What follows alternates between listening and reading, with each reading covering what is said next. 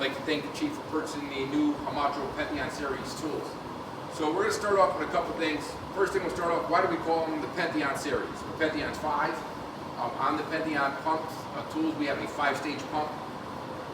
On these tools, where most of the other brands have 2 to 3 stages, this is a 5-stage pump. You got your old EVO tools next to them. So, you have the old power unit, the core tools that we call it, the single hose going out to them. The next evolution was the EVOs. And what every manufacturer did was say, hey, listen, let's take this hydraulic tool and let's make a battery work on the tool. Let's try to make this tool work for the battery. So it's kind of like Apollo 13 when they went to outer space. Hey, we got to figure out how to put this square peg in that round hole, right? So that's what every manufacturer did. With the Pentheons, Hamato went back to the drawing board. They said instead of taking a core tool and we're going to adapt it for a battery, we're actually going to make a battery tool. And they wanted to make it a firefighter-friendly, center-use design tool. So everything you hear about today is trying to make the tool faster and easier for the firefighter to use. And a lot of that started with the battery itself, right? So if you're looking at the old EVO3s with the big backs on the back, some other people have them on the back, all over the place. First thing they said is, let's make the battery fit into the tool. So you're going to notice it's a wristlet-shaped design, right? Go sit right around the tool. But the best part of this tool, and we're going to start from up here, is the on-tool charging, right? So no matter what you do, whether or not your battery is just sitting in a drawer, sitting in your compartment, a lithium-ion battery is a lithium-ion battery, right? It's always going to deplete.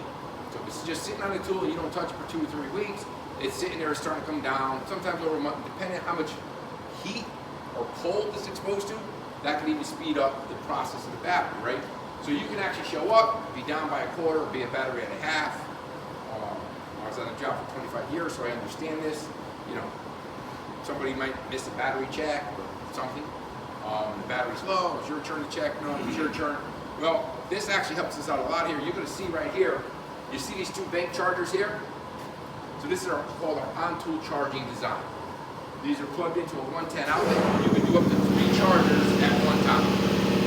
One time, off of one outlet, they get daisy chained across the back. Now when you're looking at the tools, a couple things I want you to look at when you look at the battery charger. On the battery charger, you're going to see 2 square boxes here. It's going to show you which battery is charging and the health of the battery. So even the health of your battery is constantly monitored. So if there's something wrong with the battery, it's going to tell you that something's wrong with the battery. The one on the right that's going down to the tool is indicating which for the battery on the tool. The one over here is for the one on the charger. Question always comes up, and the most important thing is the battery on the tool always has priority. So if for some reason that battery's low, that's going to charge first. After that's 100% charged, it will then charge the battery on the charger. All right, so charging on the left, on the right side of this box here is the health of the battery. Right, green is everything's okay, same thing with the power, green is full, yellow is coming down, red is low. Red on the battery indicates there's a problem. Any questions on the charger right there? So again, battery on the tool has priority. The battery life cycle, they say, has a minimum of 500 complete cycles. So that means completely down, completely charged 500 times, minimum, that you should get out of the battery. From the battery, you're going to see a couple other things. We'll also turn around, and we do have a cable that can go to the tool or to a laptop that you can actually plug it either to the tool or another a desktop charger like this, and you can actually go in and look at the health of the battery itself. And I'll tell you how many times it's been used, how many times it's been cycled. So if you want to rotate your batteries, you can. You can take something off the charger, put it down. So it's all about making this easier for the firefighter. So it's great in the morning, you kind of lift open the door, you got green lights across the board, good to go, right? There's nothing you have to touch on the tool. Open it up, I got green, I got green, I got green, I got green. You know you're 100% charged. So your tool's always going. On the cable here, you pull this out, it's a quarter churn, this comes out. You shouldn't really have to play with that, but then it just snaps back in. The cable goes down, it's a magnetic charger. So also firefighter proof, when these get mounted by your shop or whoever handles your mounting, this is kind of here, it's for the firefighter to kind of walk up when they pull out the tool, this just simply comes off. Put it back in, you gotta put it back in, sorry about my glasses there, and you'll feel it, and you see how it just snapped down?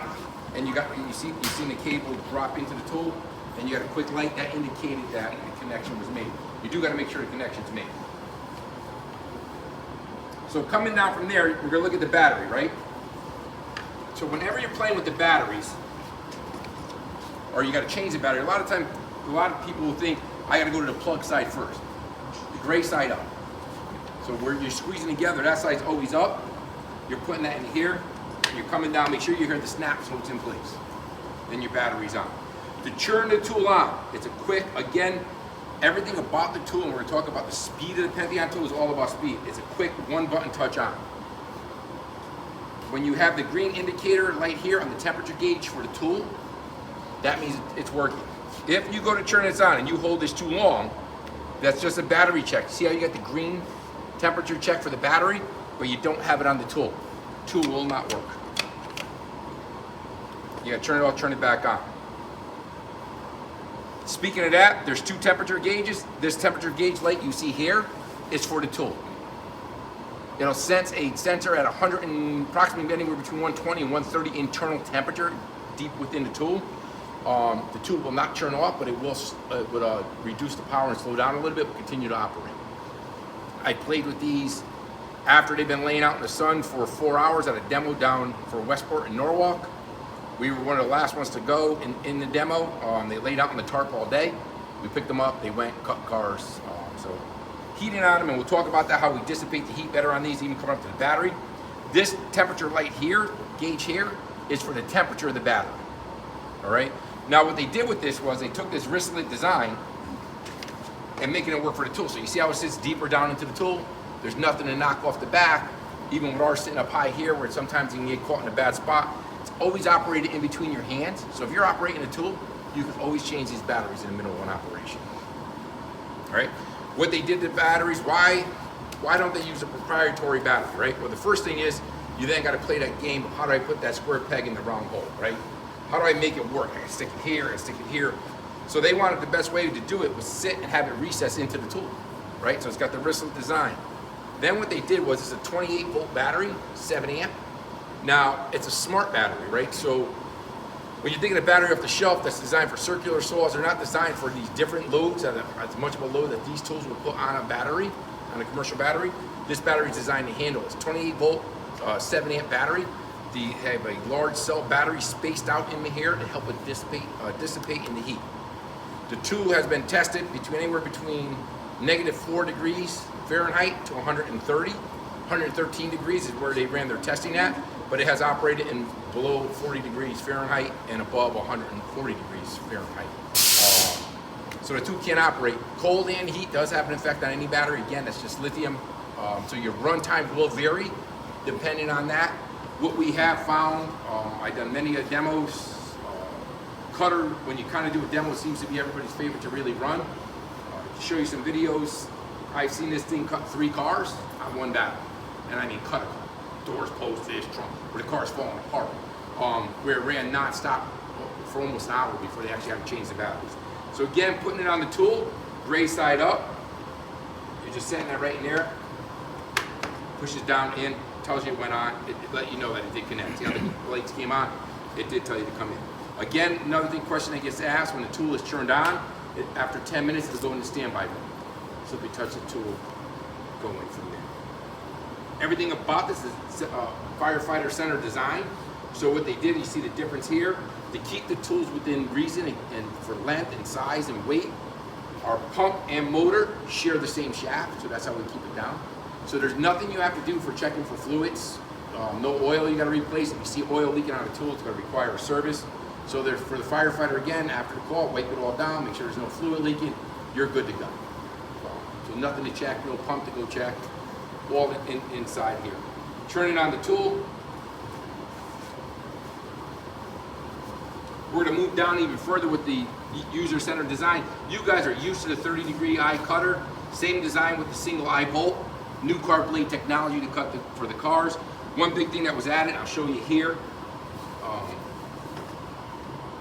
This starburst back here. The starburst back here is to turn the LED lights on the handles. The handle is made of a high-grade synthetic polymer. So you can actually, unlike the steel ones, can get crushed, collapse, and it should pop right back out. So they actually put it in a vice grip, put it under pressure, collapse them.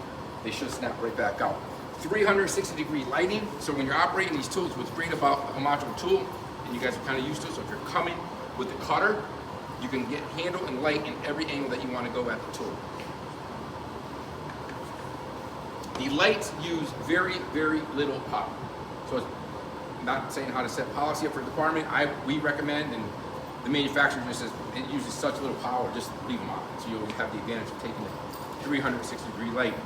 You have what's called the PCU 60 cutter, PCU 50 cutter rather, I apologize. It has a 7.2-inch opening. It has 312,000 pounds of cutting force.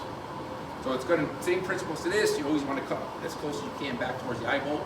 It's going to take it in.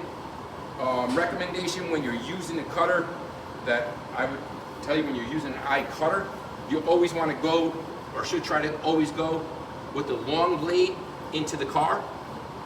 And the reason being for that is when you're operating a cutter, whatever softer side is, a cutter will tend to go to that softer side.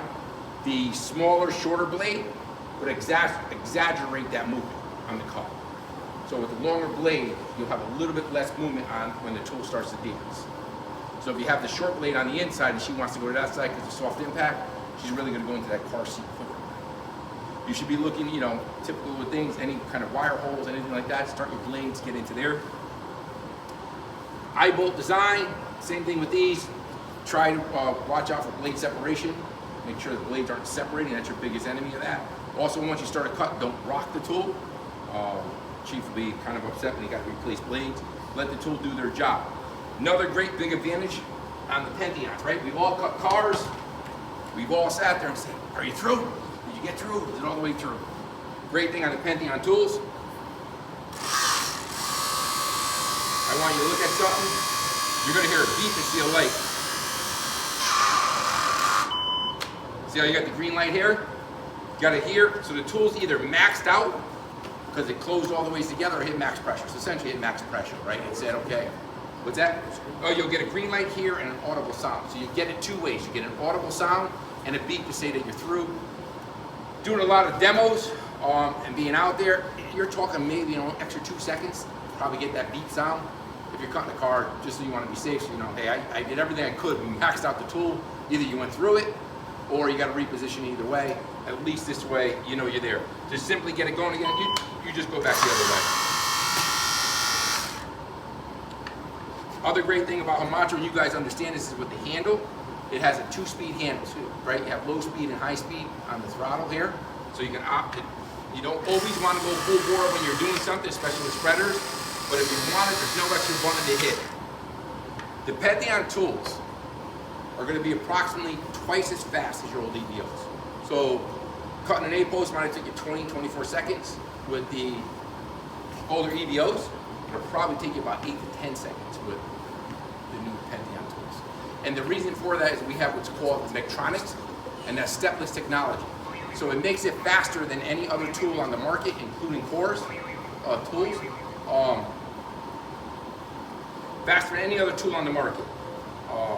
The stepless technology, so it's always monitored. So working extrications, you ever get up there and you're spreading or cutting and you got to see it build up pressure and it kicks into that next stage of the pump, you won't have that anymore with the Pentheons. So the Pentheon with that Medtronics is always monitoring that, and you always have max pressure on the tool, so you're going to have max force by what you're doing for your throttle. So if you got it all the ways open, as the load increases, it's going to keep moving at that speed.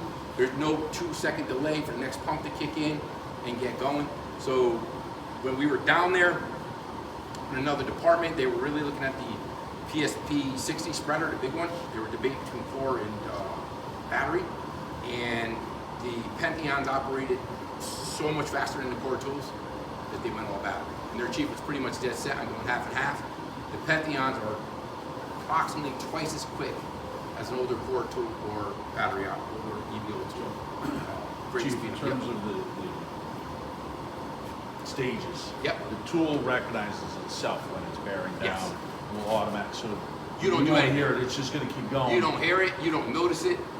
Until the tool actually stops, and then at that point, then we've reached max Yep. capacity. Yep. So as soon as you hit max pressure, you'll get that green light and you'll get the beep that tells you the tool's maxed out. Outside of that, you're choosing the speed you want to operate. There's no extra button to go reach up, then turn that button back off. So you have better control of the tool, right? So you're sitting here, you're controlling the speed, you don't have to hit another button, then go hit that button to turn it off. It's just you're controlling the speed right here. Coming down the tube. That's called our stepless Medtronic technology.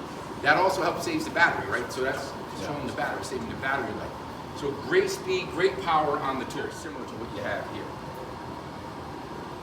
Just to confirm, the lights run off the main battery, there's no separate battery like that? No separate battery, the lights run off the main batteries.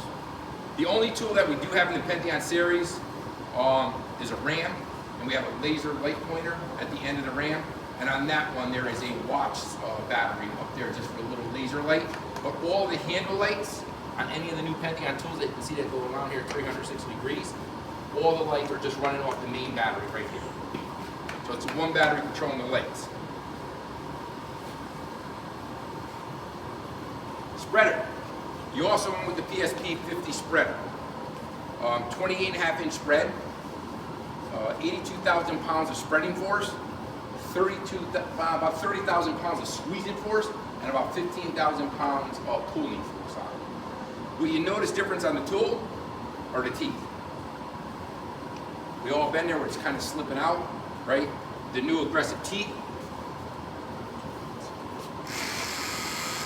What I recommend too, if you do this, and I say this to these students who operate quick, turn off the tool. It only takes an extra second. We're gonna get rid of the glasses. You can pass this around. You can see the way the teeth are angled and designed. This is where you want to use some finesse even with a tool. Because this tool, once you get a row of teeth into the grab, she will not slip. So if you're going in there, and I never say this, swing tools in cars, and once this grabs, if you go to gun it and you're not paying attention, you will rip the door skin off because it's not going to slip like that. It's going to hold that metal hold. So a little finesse, get in there, move it around, pass that around. A lot nicer teeth. When you're on the fenders, you're going to find it's not going to slip off as much. It's grabbed.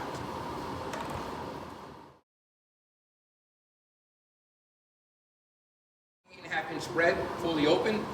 This also has the audible alarm. It'll tell you when you're maxed out on it. You also have the high-grade synthetic polymer handle.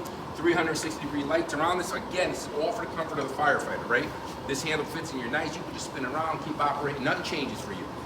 It's well balanced in your hand, your tips. It was designed for the firefighter and to help protect their back and give them that user-friendly design.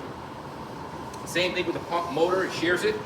You have the charging cable, all the same stuff. All these batteries are interchangeable. So if you use the spreader for a couple of minutes, all these batteries can be swapped on either tool, on the Pentheon tools. You can swap the batteries around. It doesn't make a difference.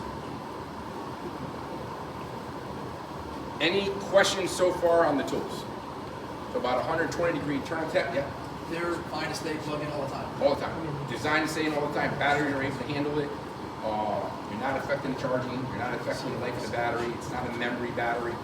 So, yep, no, they're designed for the firefighter, all about speed. So when you're pulling up the scene, again, the magnetic, just walk away, push the button, you're good to go. Your battery should be 100% charged. Or very close, right? If you're out all day, because you're going 110 chargers, so if you're out all day for whatever reason, it's the end of the day, maybe a smidgen off the battery before it charges. But if you're coming out of the barn, this should be 100% charged. So there's no guessing on that. Here, you just got simply 2 buttons to put this back on. Push them, snaps in, done. Like any hydraulic tool, and I know as you guys played with them, don't leave them closed all the ways. Leave a little gap so they're not staying under pressure, so you're not putting the undue pressure on any of the seals to pop. So back them off a little bit like you have there. Quick, and this is the most important thing. Let's stress it again. It's just a simple touch. Everybody's used to holding their power until they see the lights come on. It's not here. It's all about speed. They want you just to touch it and go. If you're holding it, you're actually doing a battery check, and if you're using the charger, so the question came up, why would they want that? Not every apparatus can find a way to get chargers on them, so they gave people a way to be able to do a battery check on the tool quick just by walking by. So that's why some people say, well, why do you do a battery check on the tool? That's why, because not everybody has the on-tool charging, so at least they know the battery on the tool and put the life of the battery on the tool. But you guys took advantage of the on-tool charging with 110 volts. This will take you about an hour from a dead battery to get a full battery. If you guys have a generator, hydraulic generator, generator on the apparatus? I don't know if you do on engine 9. If you do, you turn on the generator, it'll take you about an hour to put another charge on. So if you're thinking about it, run times are about 45 minutes to an hour on a battery. By the time you're done with the second battery, this one's already got a charge. If you're caught in a car or doing extrication for more than 2 hours, and that cycle keeps going, so the next one goes up here. So you're talking a good long time before you'll have an issue anywhere with batteries. Any questions on the tools? Pretty straightforward. Really not an education class. You're used to the tools because you have them. I did give a tip on a couple of demo in-services I've done that guys tend to like. You're looking to pop a door, not an extrication class, the thing I'm passing along. Wood chock, a tennis ball, underneath the door handle or into the door handle, right? So your strongest part of the car is on that door is that nader bolt, right? We all fight it to tear it. It may or may not be broken, but if the mechanism is not broken, you can release that part of it. One less thing you got to fight. They've seen that was a big difference because we hammered up a door, and without the mechanism broke, it just popped. And you didn't bother fighting that nader bolt that we tend to all fight with. That's the strongest part. Did a couple things with a hood of a car. A lot of guys go for the latch, strongest passing point, with all the weakest materials around it. Take a spreader on the other opposite side, firewall, pop it up, pop the hinges to the hood. That thing will come right off, or you'll be ready to cut it back. A couple little tips on that. Important part is remember the long blade towards the inside of the car. Gonna have less of a movement most of the time towards the long blade. The tool is always going to move towards the softer material first, the side that grabs first. It's going to move to that side first. Once it levels off, you'll see it kind of settle in and level off, and then continue to cut. And that's really the quick overview of the tools.